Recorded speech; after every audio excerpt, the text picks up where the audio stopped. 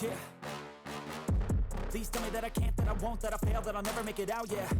Please tell me all the bad, never good, fill my head full of every single doubt, yeah. Please say any negative thoughts, I pop off when I hear people say I cannot. I get off to the thought of proving everyone wrong, I won't stop to the top, so you better back off and get lost. I'ma stay loud, stay proud, never running out, never heading south. I'll be spreading out, call it word of mouth, can't put me down, I'll be getting loud. You can have your doubts, not what I'm about, have your fucking cloud, it be raining now. I keep making sound, go another round, bitch I'm legend bound, can't stop me now. You don't wanna fuck with me, a slow burn like a disease. What is going on, everyone? And in this video, I'll be giving you my UFC Vegas 55 main card predictions for the upcoming event taking place this Saturday, May 21st, 2022 at the UFC Apex, Holm versus Vieira. But I'm going to quickly go over the previous event, just a couple fights. So obviously, Jan Blachowicz getting the victory, didn't pick him, took a rat kick. I'm not too sure the fight would have lasted too much longer, though, just because I think he would have gone after the other leg or whatever. But you never know. I think Rackett was doing pretty good up until that knee injury. But he really wasn't doing anything against those checking the kicks or anything like that. So yeah, he probably would have eventually got taken out either way. But you never know. Rackett could have landed something big and changed the fight. So it's unfortunate the fight ended like that. But I'm sure we'll see both of these guys again fighting each other down the line somewhere. Because I don't think Rackett's done. Ryan Spann defeated Ion Cutelaba via submission. I think a lot of people thought it was going to be a different outcome, not a submission. But either way, he took care of him. I thought Cutelaba was going to be a little better than that. But unfortunately, he wasn't. David Grant defeating Louis Smolka. Pretty good win for David Grant. You know, dealt with some adversity in that fight, and then he was able to get the KO. So Grant's pretty tough, man. He's definitely a guy to look out for in the bantamweight division. So yeah, those are pretty much the good fights on that. On that one, or at least the ones that didn't, you know, the co-main and the main event didn't pick right, but can't do too much there. So let's go ahead and jump into this next one. And you know, I think overall this fight card, this is what I was talking about. Like, this is another one of those fight cards where you're like, you're not so sure, especially if one of these fights falls out. It's gonna be unfortunate. But we do have Holly Holm taking on Ketlin Vieira in the main event. But we'll go ahead and talk about that. So let's go ahead and get into the first fight on the main card. In the first fight on the main card, we have Polyana Dama de Fuero Viana taking on Tabitha Baby Shark Ricci. And in this fight, it's a women's strawweight bout. Viana is coming in here with a 12-4 record. Ricci's coming in with a 6-1. Viana's coming off a victory over Mallory Martin via submission in round number 1. And then Ricci's coming off a victory over Maria Oliveira via unanimous decision. And, you know, I think this fight's going to be pretty interesting because, well, obviously both fighters have a really good ground game. Ricci's not going to have the reach advantage in this one, but she never really has the reach advantage. Does most of her work on the inside. Just like Viana, though, is going to want to get this fight to the ground. Maybe. I'm not so sure, especially early on. So it might be a stand-up bout with Ricci trying to close the distance, and then Viana, you know, obviously trying to strike from a distance and use her reach to her advantage. Both fighters' striking isn't necessarily the best, but I'm sure we're going to see improvements. Ricci definitely probably going to have the better power in this fight, so you might want to look out for that. But for Viana, man, she's pretty slick off her back, and I just feel like, you know, if Ricci does go in for the takedown or anything like that, Viana early on is going to be able to probably start throwing up submissions and landing elbows to the side of her head like she did against Mallory Martin. So I'm a little concerned if Ricci, you know, if one of these fighters decides, like, let's test out the grappling, you know, it's going to be pretty dangerous. So I kind of see it being a stand-up fight, at least early on, until, you know, one of them starts to, you know, get a little bit gassed, get a little bit tired or something. But I just feel like I'm going to have to side with Viana for the submissions, at least early on, because I just think, like, she's pretty active off her back. And if that's something that Ricci's going to go in for early, then I have to side with Viana for the grappling. Viana has pretty good leg kicks. Her striking is pretty aggressive. You know, I think she probably doesn't hit as hard as Ricci, but I do think her striking is going to look a little bit more diverse, whereas Ricci's going to be trying to land some pretty big power shots. Especially in close. So I think this is a close fight, actually. I really do, because both fighters really good grappling. So if it's a stand-up fight, we're going to get to see who's going to have the better stand-up. But I have to go with Viana on this one, just because I feel like the submission threat is there for her, and I like how active she is off her back. You know, if she's getting taken down, and, you know, she goes for the elbows, she definitely tries to work. So it'll be interesting to see whether or not she gets taken down early or whatever. But I do think even on the feet, Ricci could land something, a big shot here or there, but Viana's probably going to be the one putting it together just a little bit more. And I just have to go with that over the course of 3 rounds. Maybe one of these fighters doesn't get finished though, because they don't want to they don't want to run the risk of getting submitted by each other. So maybe we see a decision victory here. So I'm gonna go Viana to defeat Tabitha Ricci. I think it'll be a close fight. Might be a little stalemate here and there, but I'll take Viana to defeat her by a decision. Move on into the second fight on the main card. And we have Eric Anders, ya boy, taking on Jung, the Iron Turtle Park. 14-5 1-0 contest for Eric Anders. And then for Park, we have 13-5 record. Both are coming off of a loss. Eric Anders coming off a loss over Andre Muniz versus round 1 submission. Got caught with an armbar. What I have to say about Anders is he loads up really good on some big power shots. I would say he overextends though on those shots, and he can get a little bit wild. He's definitely one of the fighters where there's a little bit of a low volume here. He's not putting together everything the best, and he tends to be a little bit stagnant. And I think it's because he looks to load up on his shots so he can take you out. But if he's not able to do that, he's not going to have the best volume. He will go forward though, and he'll get in your face and start swinging. He'll kind of try to bank on that, like, I'm going to try to hit you harder than you can hit me. See if he can catch you with some wild shots. He does stand heavy on the lead leg, which means he can eat a lot of leg kicks and he's not going to check him, right? So that can be a little concerning. That'll start to drain out his power. He can go for some takedowns, but against Park, I'm not sure if he's going to be able to do that. Maybe he'll look just to test it out, but I feel like Park will be able to defend it. And Anders just needs to have a lot of volume in this fight. He needs to do a little bit more. He could catch Park though with a big shot, but it's again, if that's always banking on, he might lose a decision. For Park, he's coming in off of a loss over Gregory Rodriguez via round 2 KO TKO.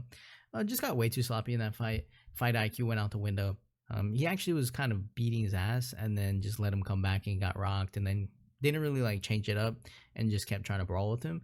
And we've seen Rodriguez, man, not a guy you want to just do that with. He comes back and ends up taking him out. So yeah, Park just kind of gave that fight away. He probably would have won that fight if he didn't do all that. In this fight, I think he kind of needs to fight how he's fought in his fights before this, which is a little bit more technical. Don't brawl and all that. Try to have the more volume, mix up the strikes, go to the body.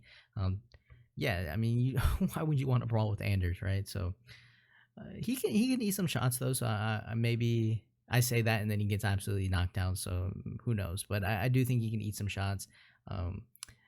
Mix it up a little bit. Go to the body. Go to the leg kicks. Obviously with the leg being exposed. Utilize his jab. I think he has a pretty good jab. And then, if it comes down to, Anders just looking for big shots and stuff like that, I think Park can probably win the decision here just by just having more volume and mixing it up a little bit better and staying away from a big shot. And, obviously if he starts brawling with him, that's a little, Park is going to lose the fight. But I do think Park, coming off that loss against Rodriguez, he's probably going to be hopefully thinking let's not do that again. Especially if you're winning a fight, you don't want to just start brawling with the guy.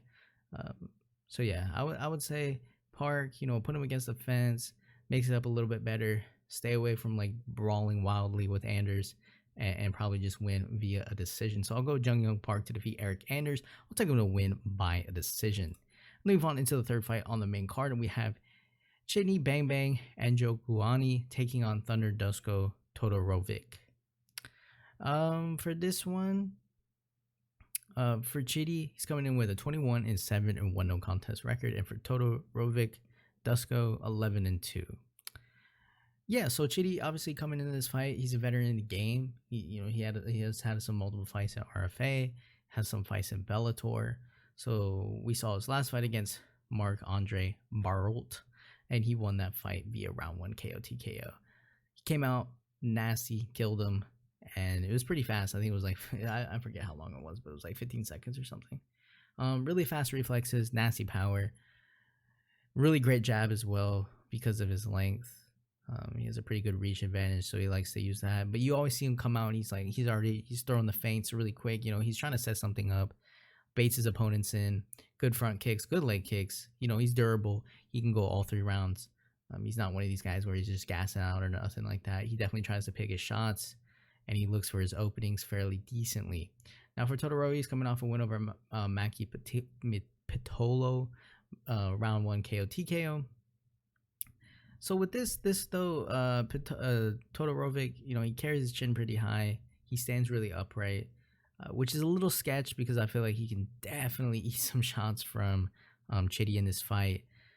Maybe he tries to look to grapple a little bit more in this fight for that exact reason.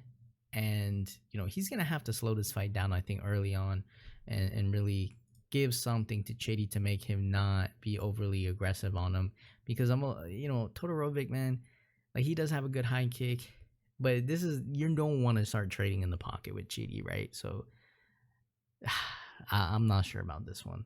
I honestly think it could be one of these fights where Dusko maybe is, like, having some success with the grappling but still gets knocked out just because, it's like you just don't want to be striking with a guy that comes out this hot like Chitty does. So it's sketch for me to go with Dusko, but I'm gonna go so I'm not going to go with him. I have to go Chitty and Joe Kuani. I'll have to take him to win by round 1 KO TKO. I just think he's gonna be a little too much early on and just be a little bit too aggressive. And then so we move on into the co-main event of the evening. We have a welterweight bout between Santiago Ponzinibbio, Argentine Dagger, versus Michele Demoledor Pireta. So 29-5 for Ponzinibbio, 27-11 to no contest for Pireta. For Santiago Ponzinibbio, he had like an injury, I think it was, and he was kind of out for 2 years. So, and then he came back, and I think he got knocked out. Yeah, so he came back, lost to Li Jingliang via KO TKO in round number 1. Then he beat Miguel Baeza in a pretty good fight, unanimous decision. Both fighters giving it their all, but Ponzinibbio was, obviously, he ate some shots in that fight, but he was still able to just land the better stuff. And then against Jeff Neal, he lost a split decision in a pretty close fight. Again, though, I think against Jeff Neal, it was more because how Neal fights is a little bit kind of like Eric Anders. He's not necessarily mixing it up too much, but he mixes it up enough to get off that decision. But it's still like, I think if Jeff Neal lost that fight, it was kind of his fault because of his volume just wasn't as much and wasn't putting it together. But he still, Ponzinibbio still lost to him. For Ponzinibbio, fast right hand and good leg kicks. He'll come out the gate right there. He keeps his left hand down a little bit, which you can definitely land on him. But he is fast and he will start slamming those leg kicks in. So he's pretty of an aggressive fighter, right? And he's willing to trade as well, which is going to be really sketchy against someone like Michele Pireta. For Ponzinibbio, the takedowns might be there, especially if things get a little bit crazy. But still, Pireta is going to try to go for those takedowns defense. And, he's not going to let you get it so easily. I think he's going to try to kill you. He'll try to go something, maybe goes for a flying knee mid takedown or something and takes out Ponzinibbio. But I don't know if Ponzinibbio is going to be able to survive with Pireta in this one. Again, he might have some success early on, but when things get crazy, I mean, Pireta, he was able to survive and win a unanimous decision against Andre Fialho. And we've seen what Andre Fialho was doing in his last fight, right? So to beat a guy like that via unanimous decision, not get taken out, I mean, that's pretty tough, man. He's pretty tough. And, he's wild, unorthodox. He blitzes out of nowhere, flying knee, flying jump front kick into your head. Also has a great front kick to the body. He's always dangerous, man. It's just, you never know with this guy. Like, it's not one of these guys you want to just be trading wildly with. So, yeah, I feel like this is one of those fights where, like I said, Ponzinibbio, he's landing some pretty good leg kicks. Maybe he's landing some good shots to the body. He might be landing a little bit here and there. But then, like, the second round comes in and Pireta just starts taking over and starts trading with him, and then boom, and just knocks him out because, Ponzinibbio, I don't think is going to be able to take that kind of... We've seen that with Pireta, man. This dude's definitely been able to trade with some people, and out of nowhere, just I mean, we saw that against Andre Filaho. He was hurting him pretty bad in that fight as well. So I'm not so sure Ponzinibbio, if it turns into a wild, crazy exchange, is going to be the one coming out of there alive. And Pireta, man, he can eat some shots, so he has a good chin. So yeah, it comes down to, I think, maybe Ponzinibbio has good success early, but then we get into that second round, and then Ponzinibbio slows down a little bit, but Pireta's still, he's going for it. He tries to take him out, kills him. So I'm going to go Michele Pireta. I'll take him to win against Santiago Ponzinibbio by round 2, KO TKO. Move on into the main event of the evening, and we have Holly the Preacher's daughter Holm taking on Ketlen Phenomenal Vieira. 14-5 for Holm, 12-2 for Vieira. This is an interesting fight, obviously, because Ketlen Vieira got knocked out against Irene Aldana, and then Holly Holm beat her by decision. She beat Irene Aldana by a decision. So it's always interesting to see when you have one opponent get absolutely destroyed by someone, and then you have another opponent win a decision. It's always good to see how they're going to fight against each other, which, and obviously, as we know, it doesn't really mean anything because, Ketlen Vieira could go out there and kill her, and then that's why MMA math doesn't work. So Holly Holm, coming off that win over Irene Aldana, pretty much just outstruck her through that fight, got 5 takedowns as well. You don't really look to Holly Holm as someone that's the one that's going to be taking anyone down, but she definitely has good takedown defense, and she also has pretty solid grappling skills, which is why I think in this fight, Vieira, if she wants to get her to the floor, I don't think it's going to be as easy as she thinks, especially because Holm's always distance controlling, right? She's always moving around. She's always circling her opponents. She gets in, she gets out. She lands a lot of kicks to the body. Great left cross, constantly circling. She's not really a brawler, so you have to get a hold of her, and she has pretty good volume as well. So I do think in this fight, Holm is going to have the better the better striking, at least, and the better volume, whereas Vieira is going to, she's going to be trying to get on the inside, land the big power shots, try to catch her with something, but she's not going to be, I don't think she's going to be moving around like Holm or anything like that. I still think Vieira is going to try to land a couple big shots and then try to disrupt her. And we saw that against Miesha Tate. She was just winning. She was winning because she was landing. In that fight, it was 113 strikes to 122. So she actually landed less, but her shots were obviously a lot more powerful. And then Miesha Tate in that fight was credited with 1 takedown. So Vieira, she's definitely very powerful, but at the same time, I think Holm won't be there to get hit with a lot of those shots, and I think Holm's going to be constantly going for leg kicks and just having that volume. She reminds me of Caitlin Chukagian, but at a higher level. So yeah, for Holm, she's got to watch out for those power shots. Obviously, has to stay away from the grappling, but I do think she'll probably have enough to not get grappled to death. Now, obviously, this doesn't matter if she just gets caught early on. If Vieira wins, right, she KOs her or something like that. Obviously, we don't know because Holm, I think, she hasn't fought since August 3rd, 2020. So we don't know what she's going to be looking like, injuries and all that stuff. So it's a little interesting to see, but Holm's fought best of the best, and she's lost to Amanda Nunes, Cyborg, Jermaine de Randame, Valentina Shevchenko, Miesha Tate. So she's fought the best of the best, beat the best of the best. But I do like that win against Irene Aldana. I think that was pretty good because we've seen what Irene Aldana can do, and she's a tough opponent. She's coming off a win over Yana Kunitskaya. She knocked her out in round number 1. So yeah, I think Ketlen Vieira is gonna have to do a lot more in this fight than Holly Holm, and so for me, that's enough to pick Holly Holm. But I am aware that Holm can definitely get knocked out in this fight if she doesn't have a good start, I guess you could say. Or I guess she could get submitted if for whatever reason Vieira is able to just take her down at will or something like that. But I do think Holm's just going to make it hard. The constant circling and all that, it just gets annoying. So I'm going to go Holly Holm. I'm going to take her to defeat Ketlen Vieira. I'll take her to win by decision. And so that'll do it, guys, for my UFC Vegas 55 main card predictions for the upcoming event taking place this Saturday. Overall, not the best fight night on paper, but hopefully the fights do end up being pretty good. So thank you guys for watching this video. Hit the like button, hit the subscribe button, and you know what? I'll see you guys in the next video.